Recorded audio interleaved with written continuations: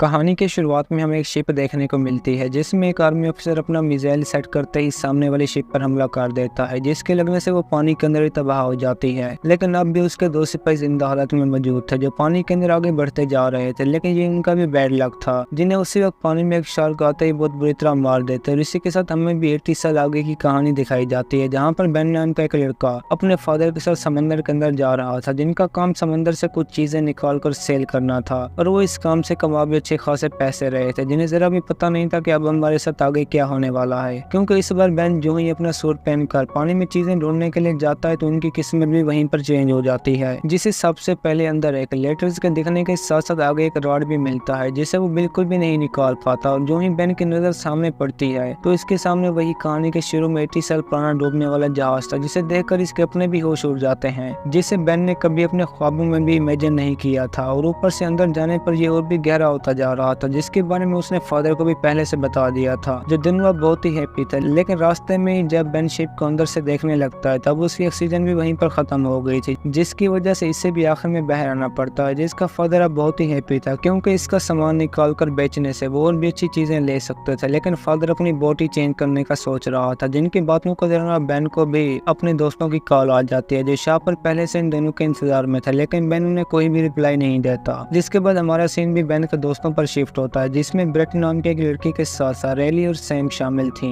जिन्हें बीच पर उतरते ही अपने सामने एक बच्ची देखने को मिलती है जिसका काम यहाँ पर ब्रेसलेट बेचना था। और वो इसे कार भी अच्छे तरीके से रही थी, जिसे ब्रेट तो लेने से इनकार कर देता है। लेकिन सैम को ये बात बिल्कुल भी पसंद नहीं आती, जो आगे बढ़ते ही अब लड़की से उसका ब्रेसलेट खरीद लेती है। लेकिन इंजर्ड देखकर ये खुद भी परेशान हो जाते हैं क्योंकि बच्ची का हाथ बहुत ही जख्मी था, जिसकी वजह से सैम उसे कुछ और पैसे देने के साथ साथ मेडिसिन भी लिख देती है ताकि वो इन्हें लेकर सेट हो जाए। क्योंकि सैम खुद भी एक डॉक्टर थी जो बेन की शॉप पर पहुंचने के बाद बस उसका इंतजार कर ही रहे थे कि उसे ये भी उन्हीं के पास पहुंच जाता है, जिससे मिलकर सभी के सभी बहुत ही हैप्पी हो जाते हैं। लेकिन सैम का रद्द-ए-अमल कुछ अलग था, जैसे वो एक दूसरे के साथ बहुत ही प्यार करते हैं। और ऊपर से फादर भी इन सभी से मिलकर बहुत हैप्पी था, जो इनके पास बस 3 दिन गुजारने के लिए आए थे और उसी टाइम पर अपनी खुशी सेलिब्रेट करने लगते हैं। लेकिन फादर अपने पैसे न होने की वजह से बहुत ही परेशान था क्योंकि उन्हें इलेक्ट्रिक बिल भी पे करना था। जिस सब के बाद बेन भी अपने दोस्तों को पानी में मिलने वाली शिप के बारे में बता देता है कि वो हमें मिल गई है, जिसको 80 साल पुरानी सुनते ही सभी के होश उड़ जाते हैं क्योंकि उसके अंदर आज से बहुत पहले की चीजें मौजूद होंगी। जिसकी वजह से ब्रेट तो उसी वक्त ही बेन को अपने साथ ले चलने का कहता है, लेकिन ये जानता था कि अंदर बहुत ही खतरा होगा, जिसकी वजह से वहीं पर ही मना कर देता है। ऊपर से ब्रेट भी रुकने वाला नहीं था, जो इस सब के बारे में फादर को भी बता देता है कि मैं आपको $10,000 दूंगा, इसलिए हमें उसी शिप के अंदर ले जाएं। लेकिन उन्होंने भी बेन के कहने पर मना कर दिया था, हालांकि उन्हें पैसों की भी बहुत ज्यादा जरूरत थी। जिसके बाद रात होते ही सभी एक साथ पार्टी करने लगते हैं और सैम बेन के पास आते ही बातों में लग जाती है क्योंकि ये काफी अरसे के बाद एक दूसरे से मिल रहे थे, जिसकी वजह से दोनों एक दूसरे को हर चीज के बारे में बता देते हैं। लेकिन साथियों के साथ टाइम स्पेंड करने के लिए बेन भी उन्हीं के पास जाने लगता है, जिनकी अब लाइट भी वहीं पर चली गई थी क्योंकि फादर ने बहुत टाइम से बिल पे नहीं किया था, जिसे वो जनरेटर की मदद से ऑन तो कर ही देते हैं। लेकिन इन्हें पैसों की बहुत ही जरूरत थी और इस सब के लिए बस एक ही रास्ता था कि ब्रेट की ऑफर एक्सेप्ट कर लें। और बेन भी इस बात के लिए राजी हो जाता है, जिसकी वजह से पार्टी के अंदर जाते ही ब्रेट को बात करने का कहता है और उसके आने पर सारी चीजें बता देता है कि मैं तुम्हें उस शिप के अंदर ले चलूंगा, जिसके लिए मुझे 10,000 की बजाय $50,000 चाहिए क्योंकि इन्होंने बिल भी बहुत ज्यादा पे करना था। जिसे सुनने के बाद वो बहुत ही हैप्पी हो जाता है क्योंकि अब ये दोस्त अपनी छुट्टियां अच्छे तरीके से स्पेंड कर सकेंगे। जिसका सुनकर बेन तो और भी परेशान हो जाता है क्योंकि वो बिल्कुल भी नहीं चाहता था कि हमारे साथ बाकी साथी चले। लेकिन आखिर में ब्रेट की बात माननी पड़ती है और सभी अब तैयार होने के बाद सुबह होते ही बोट में बैठने के बाद आगे की तरफ निकल जाते हैं, जो जानते थे कि ये काम गलत है लेकिन फिर भी रुकते नहीं। जहाँ पर सैम की फादर के साथ बहुत अच्छी दोस्ती भी हो जाती है और कम मजे ब्रेट भी नहीं लेता, जिन्हें आखिर में उसी जगह पर पहुंचते ही बेन गलतियां करने से मना करता है। लेकिन जैक बिना बात सुने उसी वक्त ही मास्क के बगैर जंप लगा देता है, जिससे उसे होता तो कुछ भी नहीं। लेकिन बेन इस सब की वजह से बहुत ही गुस्से में आ जाता है, लेकिन फिर भी रिलैक्स होकर सभी को एक साथ अपने पीछे आने का कहता है, जिन्होंने अपनी तैयारी भी पूरी कर ली थी। ये भी कुछ टाइम के बाद आगे जाते शिप के अंदर पहुंच जाते हैं, जिन्हें जरा भी पता नहीं था कि इस बार हमारे साथ क्या होने वाला है क्योंकि ये शिप भी अब और ज्यादा गहरी होती जा रही थी, जिसकी वजह से बेन और ज्यादा आगे जाने की वजह से शिप के अंदर रस्सी बांध लेता है ताकि वापस आते वक्त आसानी हो और इस तरह वो खो भी नहीं सकते। जिन सभी को शिप के नजारे और भी अच्छे लगते जा रहे थे, जिसकी वजह से बेन के रोकने पर भी ब्रेट नहीं रोकता क्योंकि उसे ये शिप और भी अच्छे तरीके से देखनी थी, जिसकी वजह से सभी उसी के पीछे जाने लगते हैं, क्योंकि यहाँ पर पुराना सामान अब तक भी मौजूद था जिसके ऊपर बैठकर ये खुद को बियर पीते इमेजिन करने लगते हैं, जहाँ पर इनकी खुशी का भी कोई ठिकाना नहीं था। लेकिन बेन को वापस जाने की पड़ी थी क्योंकि वो जानता था कि पानी में बहुत सारे खतरे होते हैं। लेकिन वापस चलने का सुनते ही सभी मना कर देते हैं क्योंकि वो इस शिप को पूरी तरह से देखना चाहते थे, जिसके अंदर जाते ही अभी ने भी वहीं पर एक बेड देखने को मिलता है जो उस दौर का एक ऑपरेशन रूम था, और वहाँ पर एक रूम में जाते इन्हें भी सांस लेने की जगह मिल जाती है जिसके ऊपर पानी नहीं पहुँच सका, जिसमें ब्रेटनी ने ड्रा भी बहुत ज्यादा दिया था, लेकिन वो बस एक जोक था। जिसके बाद सभी आपस में बियर पीने लग जाते हैं जो जेक अपने साथ लेकर आया था, जिन्हें बेन पीने से भी मना करता है, लेकिन कोई भी उसकी बात नहीं मानता। और जो ही आपस में बातें कर रहे थे तो उसी वक्त ही इनकी रस्सी को कोई जोर से खींचने लगता है, जिसके बारे में कोई भी नहीं जानता था कि ये क्या चीज है, और ऊपर से रस्सी भी वहीं पर टूट जाती है जो इनके लिए एक नया मसला था। लेकिन बेन फिर भी सभी को खामोश रहने का कहता है क्योंकि वो जानता था कि हम किसी न किसी तरह करते बाहर निकल जाएंगे, लेकिन थोड़ी मुश्किल तो होगी। जिनमें अब रेली खुद को खोया हुआ देखते ही बहुत ज्यादा परेशान हो जाते हैं क्योंकि वो किसी भी हाल में पानी के अंदर मरना नहीं चाहती थी, जिसकी वजह से ज्यादा ऑक्सीजन लेने पर उसका सिलेंडर भी खत्म होता जा रहा था। ये बात सबसे ज्यादा डरा देने वाली थी, जिन्हें बेन समझाने की बहुत कोशिश करता है कि हमें अपने ऑक्सीजन बचा कर रखनी होगी, लेकिन काम नहीं बनता और ये खुद ब खुद ही उल्टी हरकतें करने लगते हैं। लेकिन आखिर में बेन की बात मानते ही सभी एक साथ आगे बढ़ने लगते हैं, लेकिन बेन उसी वक्त ही खतरे को महसूस कर लेते हैं और जो ही आगे जाने लगते हैं तो बीच में एक शार्क आते ही जैक को बहुत बुरी तरह काट कर जख्मी कर देती है, जिससे इनकी मुश्किल में और भी इजाफा हो जाता है। और ये भी किसी तरह करते ही शार्क के जाने के बाद बेन को दिलासा देने लगते हैं, लेकिन वो बहुत ही जख्मी हो गया था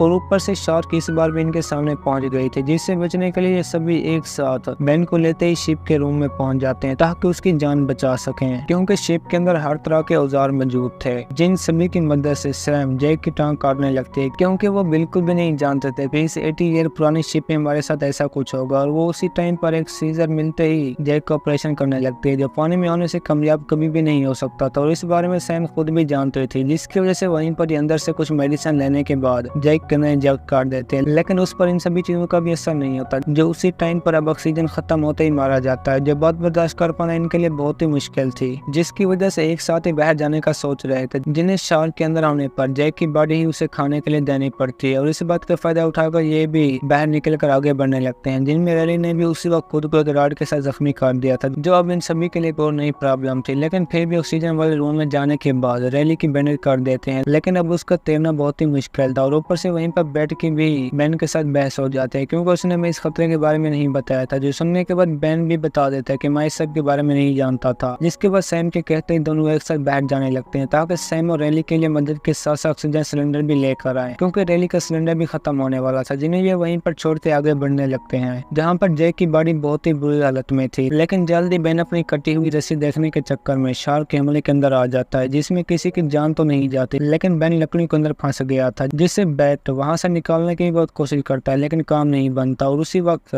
शार्क के आने से पहले एक रूम में जाकर छुप जाता है, और बेन ने भी खुद का सिलेंडर उतार कर जान बचा लेते हैं, और खुद भी उसी वक्त आगे जाते हैं, जैक की डेड बॉडी के पास पहुंच जाता है, और उसी वक्त सिलेंडर उतार कर खुद पहन लेता है, जिनका फादर ऊपर बोर्ड में बैठे बड़े मजे कर रहा था, जिसे इन सभी के बारे में बिल्कुल भी पता नहीं था। जहाँ पर अब बेन भी सैम और रैली के पास पहुंच गया था, जो जरा भी नहीं जानता था कि बैट के साथ क्या हुआ, जिसका सुनकर सैम खुद भी बहुत परेशान हो जाता है क्योंकि यहाँ पर अब एक से भी ज्यादा शार्क मौजूद थे, जिनका सुनकर रैली भी जीने की उम्मीद खो देती है, जो अब जान चुकी थी कि हम नहीं बचने वाले। लेकिन बेन ने भी एक प्लान बना लिया था, जो उसी वक्त ही दोनों को अपने साथ शार्क को केज के अंदर लॉक करने का कहता है, जिसके लिए सैम तो उसी वक्त ही मान जाती है, लेकिन इन्हें भी शार्क बुलाने के लिए रैली के फोन की जरूरत थी, जो अपनी बैंडेज उतारते ही मुश्किल को और आसान कर देती है। जहाँ पर अब दूसरी तरफ ब्रेट भी किसी तरह करते पानी से बाहर निकलने के बाद बोट की तरफ जाने लगता है, जिसको देखकर फादर भी जान गया था कि अंदर कोई ना कोई मसला है, क्योंकि ब्रेट को उसी वक्त ही आगे आता देखते शार्क ने बहुत बुरी तरह मार दिया था, और इसी के साथ अब इन तीनों ने भी किसी तरह करते जाल बिछाने के बाद शार्क को बुला लिया था, जिससे वो केज के अंदर पहुंचा तो देते हैं, लेकिन इस समय बेन को शार्क से बहुत बुरी तरह जख्मी होना पड़ता है, जिनकी दूसरी तरफ फादर भी अपना सूट पहनकर पानी में पहुंच गया था, और यह भी बस बाहर निकलने के बाद बोट की तरफ जाना ही लगते हैं कि तब भी उसी वक्त पीछे से शार्क आते रैली को भी मार देते हैं, और इसी के साथ सैम भी दोबारा से शिप के अंदर पहुंच जाती है, जिसका सिलेंडर भी खत्म हो गया था, लेकिन वो हिम्मत नहीं हारती, जबकि दूसरी तरफ फादर भी बेन को साथ लेते बोट पर पहुंच जाता है, जो बहुत ही बुरी तरह जख्मी हो गया था। लेकिन फादर अब बेन की बैंडेज करने के बाद दोबारा से पानी में जंप लगा देता है ताकि सैम की जान बचा सके, क्योंकि बाहर आते वक्त अब सैम भी डरने की बजाय उसी वक्त एक लोहे के रॉड के साथ शार्क को मार देते हैं, लेकिन बाहर एक और शार्क भी मौजूद थी, जो सैम को आता देखने के बाद बस मारने ही वाले थे कि उसी वक्त बीच में फादर अपनी जान देते सैम को बचा लेता है, और ये भी इस सब के बाद बोट में बेन के पास पहुंच जाती है, जो खुद भी बहुत जख्मी था। और हमें भी अब कहानी के आखिर में दोनों एक साथ देखने को मिलते हैं, जहाँ पर सैम भी इसी के साथ अपनी जिंदगी गुजार रही थी और ऊपर से इन दोनों का एक छोटा बच्चा भी था,